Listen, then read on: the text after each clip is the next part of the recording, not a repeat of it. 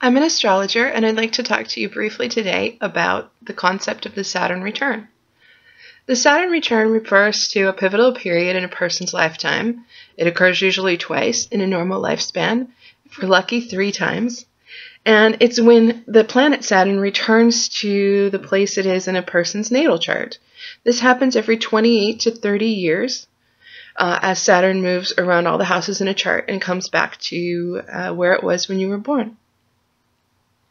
Saturn is a god of time. He's a god of limits. He's a harsh taskmaster.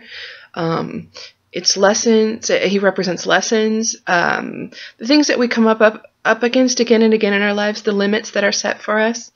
So a lot of people have a negative connotation of Saturn and the things that Saturn represents or brings. But in fact, during a Saturn return, if you've been working on Saturn issues, you can find a lot of progress has been made. You might get a big reward. I think it's important in this context when I say reward to differentiate the concept of the rewards that Saturn brings from something like Uranian energy or Neptunian energy, which is about dreams come true or wishes come true, or even Leo energy, which is about creating or willing something. The Saturnine energy is about the hard work that you've done. This is a reward for hard work. By the same token, if there are issues in your life where you've been irresponsible, where you've been failing to address things, where you've been trying to shirk or run away from responsibilities, the Saturn return would be a time when things sort of collapse. I found in my own Saturn return that I got a lot of traction on issues which I hadn't been able to get before, so I actually found that it was a happy time, and I think for most people it can be. But again, if there are places where you've just failed to do your work, you can find get into a big sinkhole there. And in fact, sometimes the Saturn return is both wonderful and traumatic at the same time. To find out more about how Saturn exerts itself in a person's life, we look at the sign and the house placement of that planet. If you want to know the sign that Saturn is in, you can generally find that by looking up the person's birth date only. You can find an ephemeris, you can use the charts on our website. There's lots of places on the internet where you can figure out the sign based on the birth date.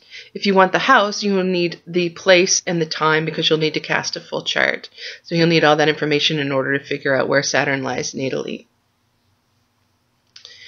Saturn is the outermost planet known to the classical astrologers. It was really the limit of the known world to them.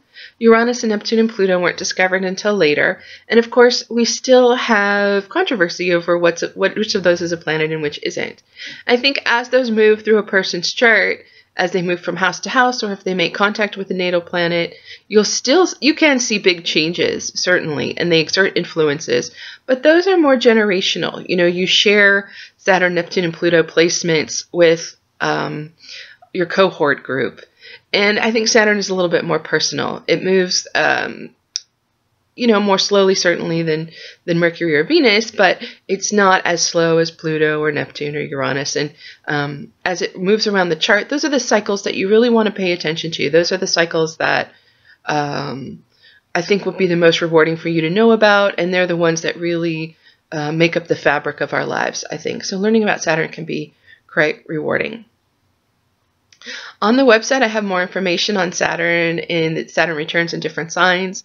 I have information on Saturn in different houses, and I hope there's lots of classical interpretations associated with those.